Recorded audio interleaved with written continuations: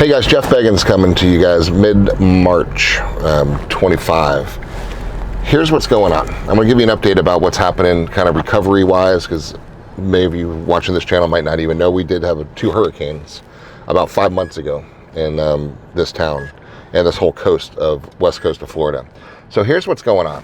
So we speculated a lot about what was going to happen. A lot of homes took on 4 feet of water, swamped out everything, lost kitchens, lost carpets, lost cabinets, lost everything. And then people started freaking out. And we immediately came out and said, the first thing you need to do is nothing, right? Take a deep breath, play this out, work your mortgage companies. You know, it's been, I guess, 6 months.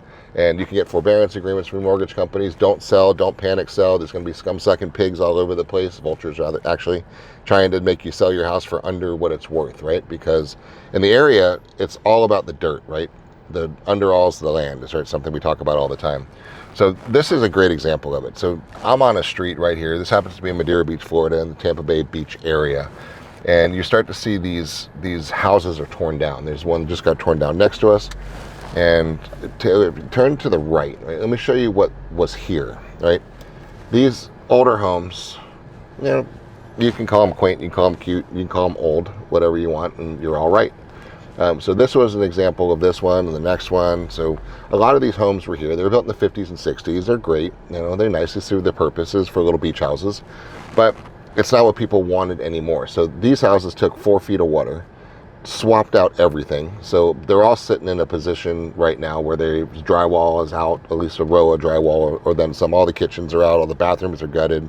And a lot of people say it's just not worth it anymore. I don't want to live ground level anymore. From a real estate perspective, a lot of you know we own a whole bunch of Century 21 offices around the state, and we actually just expanded this week into Alabama for the first time out of the state. So we're going nationwide with our real estate company. But this is specifically from a development purpose. There were 2 houses here. They got torn down. So why? Right? Because underalls the land, the market value, nobody is excited to go buy a house that's ground level anymore. Why? Because you can see how high the water is. This is a normal day. You get a 2, 3, 4 foot storm surge, you're going to have this happen again. So FEMA, federal government, wants everybody to raise their houses up, and they should, because if you're at 15 feet higher than where I'm sitting right now, you can take any wave you want. It's just going to flood out the garage. It's going to roll in, roll out when the tide goes out, and your living room is just fine. So I'll show you some new houses being built right here. But let's talk about the dirt here and what's about to happen to the town, because we speculated a lot, but here's the proof. So normally in each city, there's 10, maybe 15 houses in the whole city get built a year. There's a normal transition of the town. Old houses out, new houses in. Now, between just these 2 little towns here and the one right across the canal is Redington Beach, Madeira and Redington, we're just over 300 permits have been issued right now to tear down houses just like you see right here. 300. So if we've been doing an average of 10 houses a year, maybe 20 in those towns, we just have over 300. We just fast forward a 10 plus year gentrification, for lack of a better word, right, of what just happened on these barrier islands. So you're going to have, as of now, 300 plus homes. Now, there's a ton of people that haven't decided to throw in the towel yet, which are about to. So that number is probably going to double, right? So imagine there's 500-600 new homes being built on this marketplace. Now, who's the buyer? Here's the differences. So let's just drive down this street. The buyer for these lots, for example, there's one for sale for $895, just from a reference point for you. So some people were stupid, and I really tried to get people not to. They sold their houses for 600 grand, 500 grand, panic sales. We're like, don't do that, because the lots are for sale for 800,000. Now, I haven't sold for 895, but before the storm, it was way over that. And so you're going to have some supply and demand issues kind of playing around micro market, but the value is there. Let's talk about the value. So if you're coming into town, you can buy one of these now. And granted, it's going to have to say, yeah, we had 4 feet of water in our living room, sucks, but it is what it is. Maybe it's not going to happen again. Maybe it was a 100-year storm. Maybe it's not. Maybe it happens this summer. Maybe it doesn't. Those question marks are going to keep the value down because there's too many risk factors to buy one of these. So your option is to buy the lot next door. And like, all right, that's nice. It's a nice view. I'd rather have that first floor be my garage, so I can just evacuate with my car and come home, pressure wash my garage, and go back to my life upstairs, because my whole house generator kept my fridge on. Everything's good, life is fine. That's what everybody wants now. So let's do the math on that one. So you buy that lot for 700 grand, let's say. So there you go. Now you're going to build something. You're not going to build a 1,000 square foot house on the water, right? You're going to build a 3,000 square foot house on the water. And if you do that, you're going to pay $400 a foot easy, right, to build a new house. So you're $1.2 million to build a brand new house on top of a $700,000 lot. So there's $1.9 million just in cost, right? This is for you buying to build for yourself. There's no profit in that. If you're a builder, developer, speculator, which there's a lot of those in the markets right now, you're going to have to sell that for $2.5 million. And will it sell for $2.5 million? Hell yeah, right? Because people are paying $1,000 a foot for a nice house on the water, elevated, high, generator, pool, nice dock, everything tricked out. You know, I'm not talking about Home Depot builder grade stuff. I'm talking about a nice house, right? So imagine this whole street being replaced by $2.5 million houses versus these ones for 800. So what happens as a result of that? Number one, let's talk about the city impacts. Talk about property taxes impacts. Now this one's on the tax rolls of probably a $300,000 property value. So the cities and the county and the school districts are only getting a little bit of property taxes off of a $300,000 property, maybe because they've owned it forever. So it's depressed, right? So you take that down, you put up a new one. Now it's a $2.5 million home sale. Now it's going to record at a $2 million property tax valuation.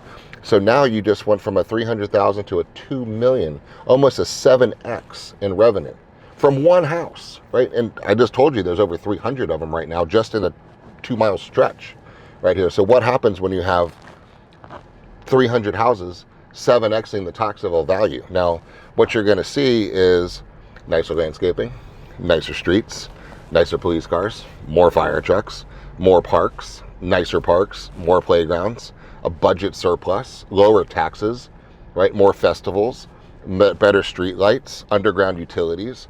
And then the people that are buying the $2.5 million houses, they're going to come in with $2.5 million tastes, which, good or bad, are different tastes than the $680,000 house buyer, right? And they're going to want a different evening scene. They're going to want a different martini bar. They're going to want a different music venue. They're going to want a different breakfast place. And they might just open one, or their buddy will. And then the people move in next door, they're going to want it too. And then now you're going to have 300 people move into town that are in $2.5 million houses that used to be $600,000 houses. You could see how the dynamics change. Now you don't have to like it, right? But you have to respect it. Look at that. There's a new one that just got built. There's an example. So you go from the little ones we just saw, same street, we're talking 100 yards down the street, to one of these. Now that's a $3 million house, right? $3.5 million house. So what do you think the city likes, right? The $600,000 little old house built in the 50s, or a $3 million home sale? So I just want to put in perspective what's going on and reinforce to everybody right now, do not sell these houses without the need to absolutely sell this house right now. Supply and demand is not on your side. This is a terrible time to sell a house because maybe, let me say maybe, there is no real estate market, there's only micro markets. If you're looking to sell your waterfront lot, there's a lot of differences to waterfront lots. So let me just do this because I know we have a lot of Gulf Beach people watching this right now. There's not the same, waterfront's not the same. Is it northern exposure? Is it southern exposure? Is it eastern? Is it western? Are there differences? Hell yes. Are there desirability differences? Hell yes. Are there pros and cons to each? Absolutely. One's colder, one's sunnier, one's not. Is there a seawall? How new is the seawall? How big's the cap? How high is the seawall? Is there a dock? How big's the dock? How big can the dock be? Is there a lift? Can you get a lift? Can you get a permit for a lift? Is it shallow behind the house? Is it not shallow behind the house? What kind of water is behind it? What's the view like? Is it a no wake zone? Is it a minimum wake zone? Or is it a full no restriction zone? Total difference in lifestyle and views. And I'm talking hundreds of thousands of dollars in spreads on value of the same piece of dirt. If you've got a 60-foot wide piece of dirt, everything I just mentioned is crazy. Now the scumsucking vultures will come into town and say, well, there's a waterfront lot sold for $450. Here's your offer for $450. You better take it now. No, tell them to screw off. That's not true. You need somebody to look after you and say, that's not right. Same thing with non-waterfront houses, right? There's a big difference. What's the rental ability? Is it a 6-month rental? Is it a 90-day rental? Is it a weekly rental? Is it a nightly rental? Was it grandfathered in for short-term rentals? Can you? Do you even want to? Does somebody want to live in a short-term rental neighborhood? I don't know. Do you have kids? You may not want that. Maybe you do. Maybe you don't care, right? So all these things roll into the value. What are the setbacks? Is it a 5-foot setback on either side? So you're going to be elbowing your neighbors? Is it a 7.5? Is it 15? Right? What's the height restriction? Are you going to have a towering 4-story house next to you, 3-story house? What's the deal? Can they put a multifamily next to you? What's the zoning? Right? There's so many different thing. So there's no such thing as what's the lot worth. There's so many different questions. So no ramble on this one, but I want to make sure people don't do anything stupid, because there's people doing stupid things right now, and I don't like it, because they're leaving money on the table. And a lot of times people are smoking crack thinking they're going to get something for their houses, and there's no shot in hell they're going to get what they're asking for these houses in right now, because they don't know any better, because somebody lied to them and said, yeah, sounds good, give me a listing, right? That doesn't do anybody any good. You need to get real advice. I don't care if it's from me or somebody, right? But there's nobody knows this market any better than I do, and our agents. We've got hundreds of agents out here on the beaches that are very well trained, right? And it's all about specifics, and it's all about differences. So I just wanted to bring that out to you guys, because I'm watching it. I can't believe we're over 300 homes being torn down right now. And I know for a fact there's probably, not for a fact, my best speculation again, is probably double that is going to be over the next 6 months. People saying, that's it, I don't want to rebuild, the prices are out of control, tear it down, sell a lot. Right, so I'll give you updates as we go.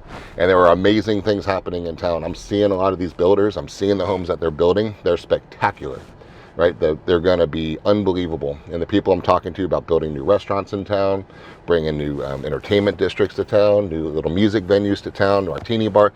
It's happening, guys, right? So let's embrace the change. Nobody wanted the storm to happen.